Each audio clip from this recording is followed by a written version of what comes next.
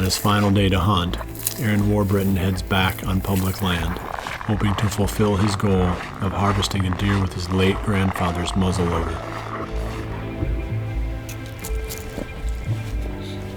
I'm back in here at the public land river unit this morning. I've had some pretty bad luck over the last week and a half or so. Went out again last night. Didn't see much, but Greg came over here to a spot that he's been scouting this year and saw 10 or 12 deer. Most of the deer that he saw, he was sort of observing from a distance back here to the south of this stand. Most of them that he saw walked right up underneath of this thing. Oh, it's super cold.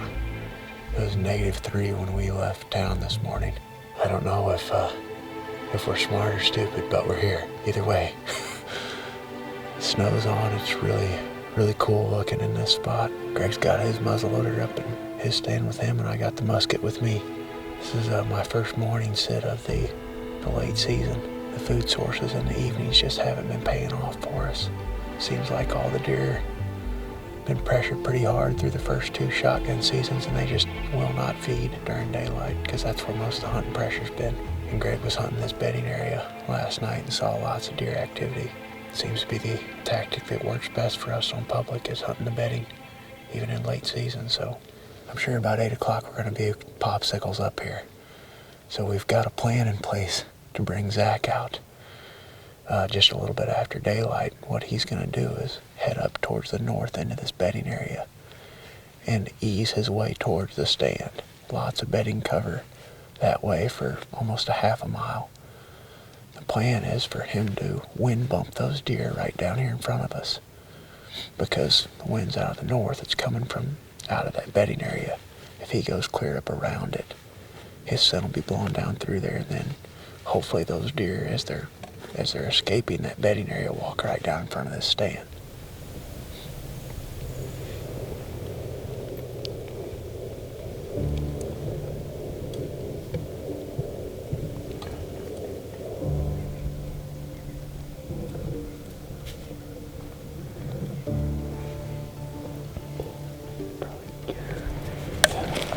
Bet.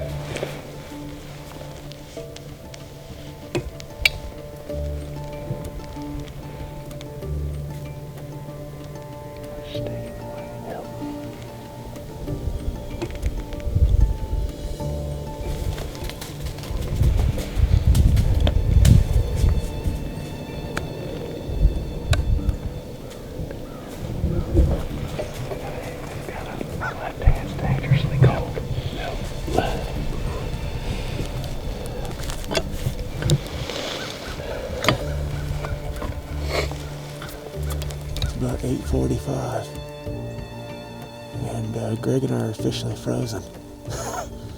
We almost killed a doe. About 30 minutes ago she came in.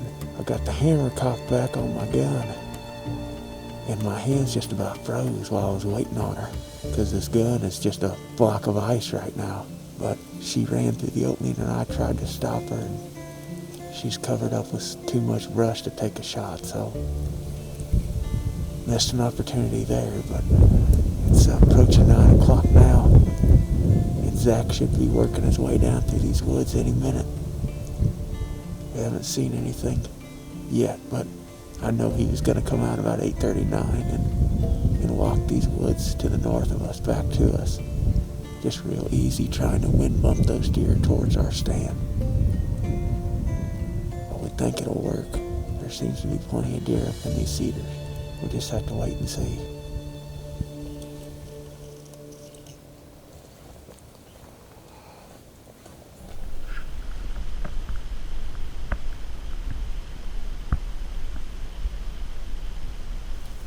Greg, right here. Coming down the hill.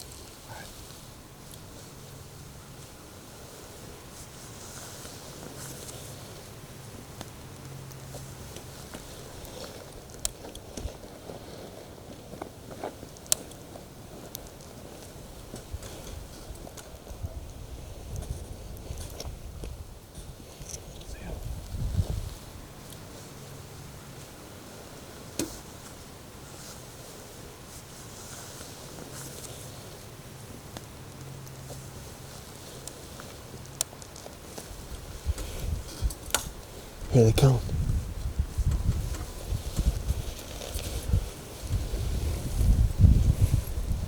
They're gonna come right through the opening. Okay, I'm on them. Lead doe. Ready? Yeah. Bet.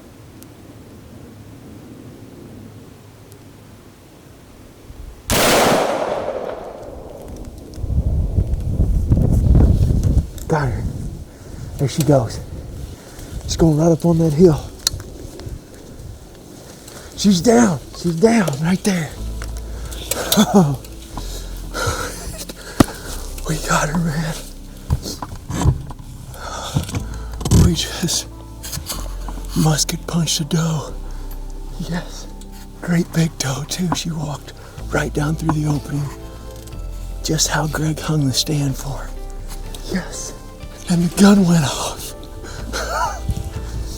Oh my gosh.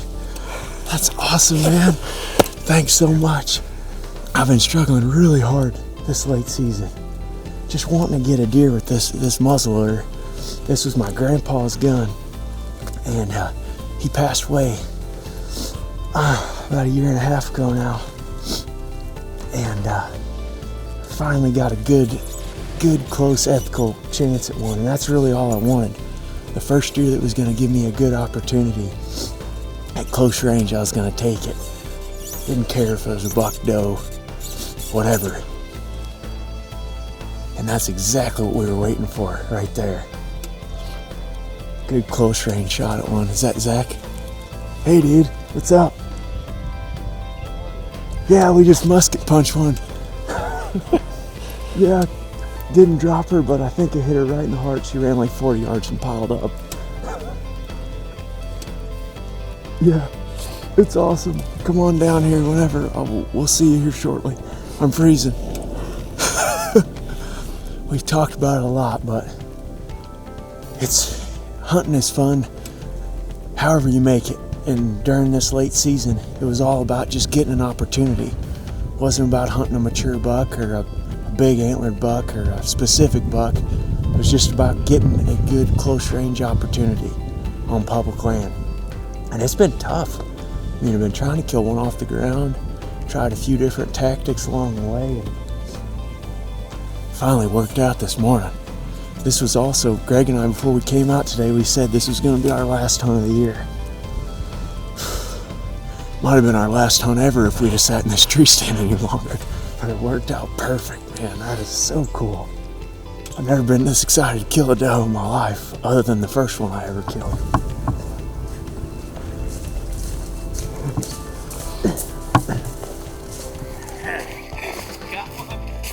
Musket punch. Got her.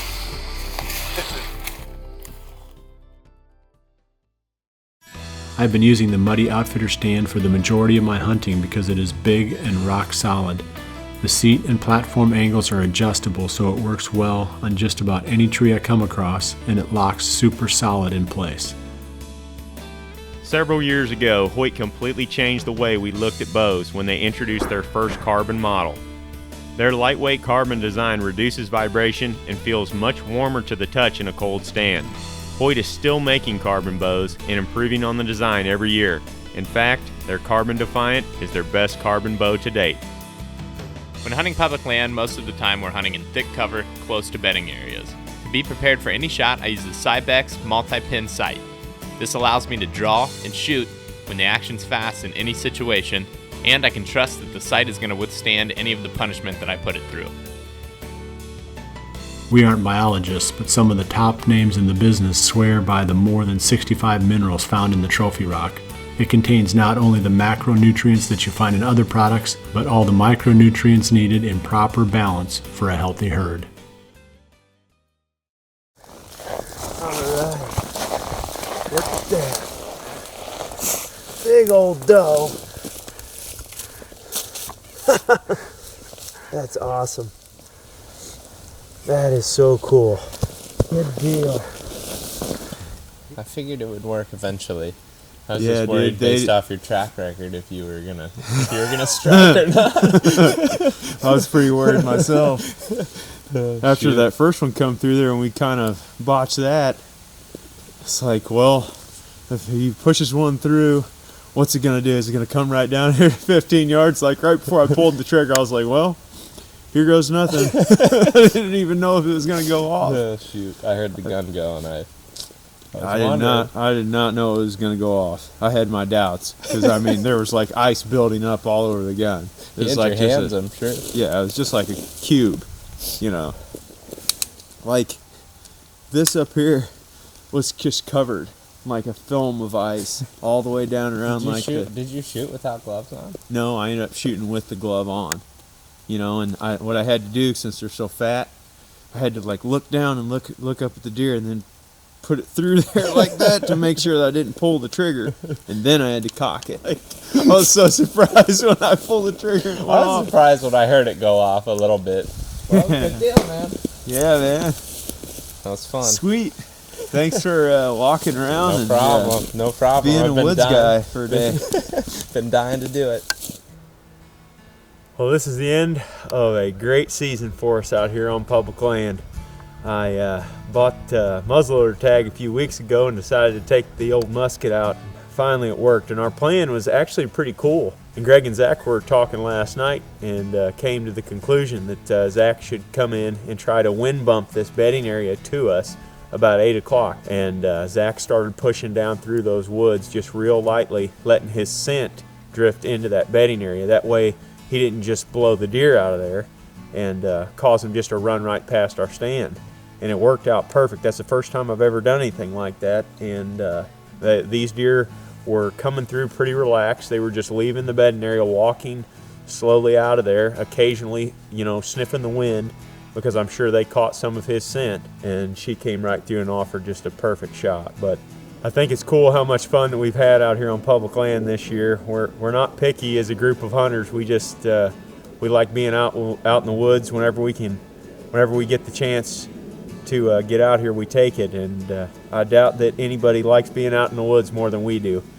That's one reason why we love hunting the public land, is because we can come out and explore and see something new just about every day, learn deer in different habitats and locations. And to me, this is really what hunting is all about. Everybody anymore has got such a focus on killing mature bucks, and that's good, but sometimes it forces us to be a little too competitive. And working together out here this year has been the most fun that I've had in the deer woods.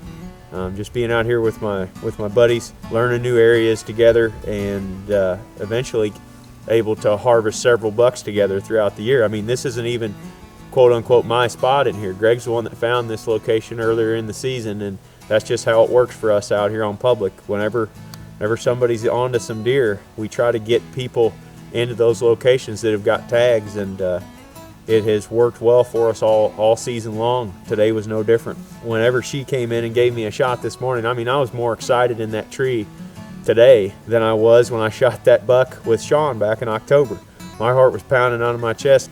She came right through and gave me a perfect shot. And luckily the muzzleloader went off and she just went about 30 yards and piled up. But now the work begins, and I'm glad I got Zach and Greg here to help me.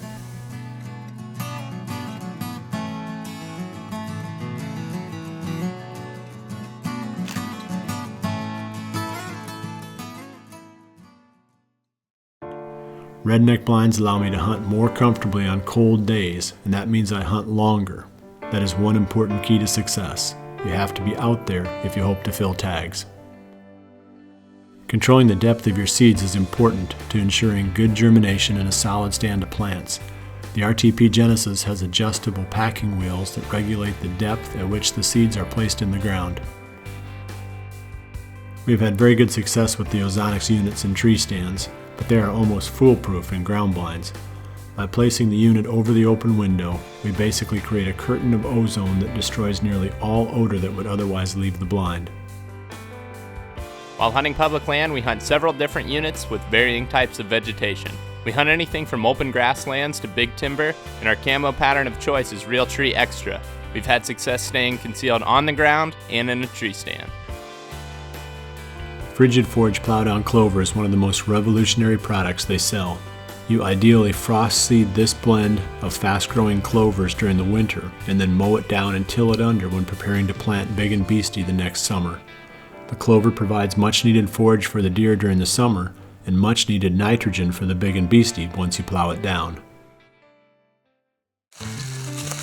Later that afternoon, Scott Prucha and his nephew Carson head to a redneck blind on a soybean plot where Scott has been getting daylight photos of a big 10-pointer.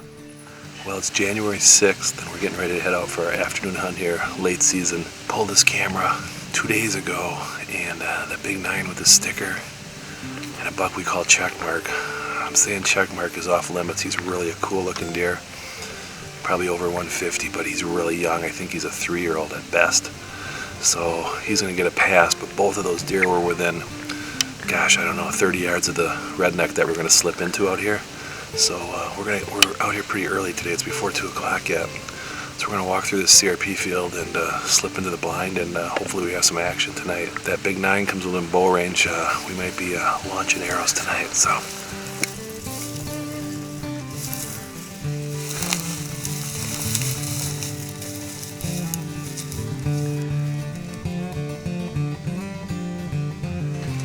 Well, we got out to the redneck blind here. We'll see what happens here tonight. We pulled a camera. There's a camera right in front of the blind that shoots down the beans. And that buck Checkmark was in here a couple nights ago right in front of the blind. This big wide 9 though, I think he's 4.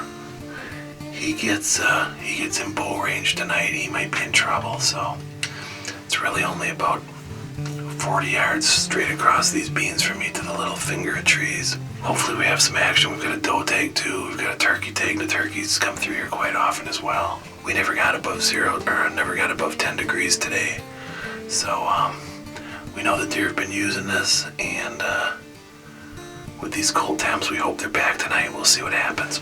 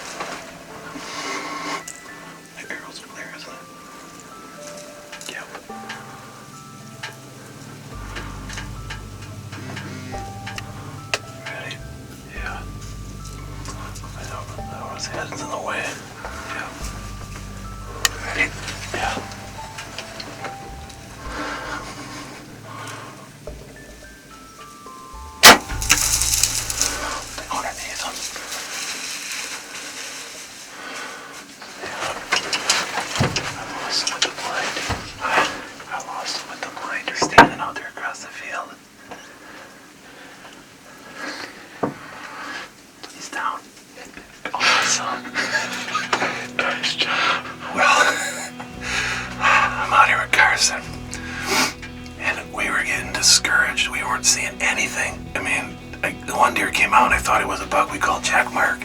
And I looked and it wasn't for sure. It was just this tan with big sweeping beams and his ends came up real clean, big tan. So it was hard to judge age, but I'm guessing it's a 4-year-old. And here we are, what is it, January 6th, like running out of time. And I did it with the bow. It's awesome.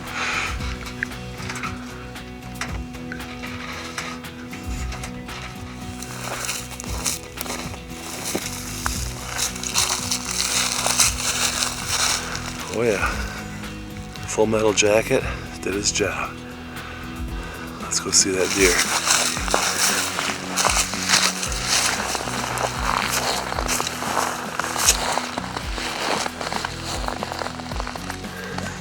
Look at that, that's a nice deer right there. Well, here he is. This is a buck. I'm not even sure what deer this is. So it made it hard to figure out how old he was and stuff, and we were losing light. We had about 15 minutes left illegal, but we were losing camera light quick. And I don't know, he presented a shot that was 33 yards, but perfect hard shot. The story on this guy though is food. I mean, that's the only reason we killed. They were back recharging after the rut. Yeah, it's been a tough late season as my dad came down for hunting for 8 days straight, and we just could not get on a deer, and they're finally starting to hit this food. I had a lot of fun hunting with my dad. It was great having Carson down on this trip too, so I appreciate those guys making a long trip to come down and help.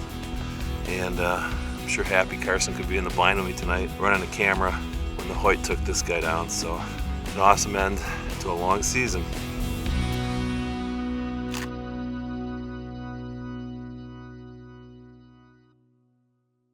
The Muddy ProCam 12 is one of the best trail camera values. It boasts top features at a reasonable price. With its fast trigger speed and time-lapse capability, it will work almost anywhere. Their ProCam 10 is even more affordable, but with its slower trigger time, it works best over a baited sight. There is a Muddy camera for any budget and any situation. Small diameter arrows like Easton's FMJ series make sense for many reasons. They penetrate very well and drift less in a crosswind. The FMJ is also the perfect weight for whitetail hunting. Our Cabela's deluxe game cart gets put through plenty of abuse out on the public land. This past year, we used it to retrieve multiple bucks from the field in some very hard to reach areas. Plowing through brush, water, any kind of obstructions, it just would not be possible to get these deer out of the woods without the help of this cart. It's been extremely durable and is a must-have for any serious whitetail hunter. Small diameter arrows like Easton's FMJ series make sense for many reasons. They penetrate very well and drift less in a crosswind. The FMJ is also the perfect weight for whitetail hunting.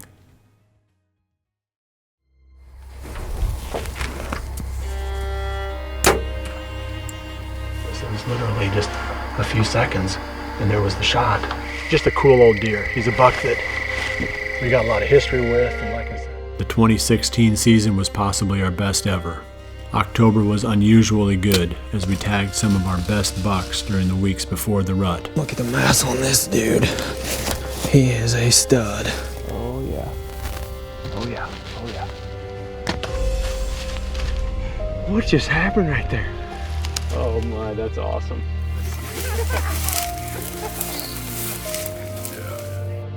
And November was as good as we had dreamed it would be.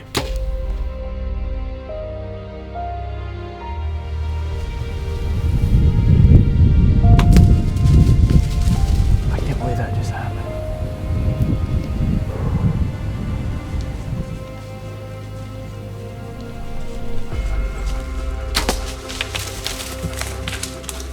That's it. It's over. Close.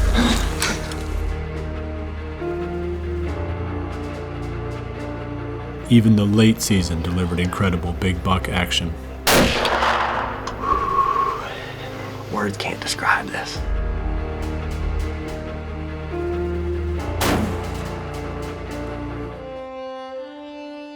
This season is over. Now we begin a new season, a new quest. Hit the reset button. Starting tomorrow, we will once again be chasing November.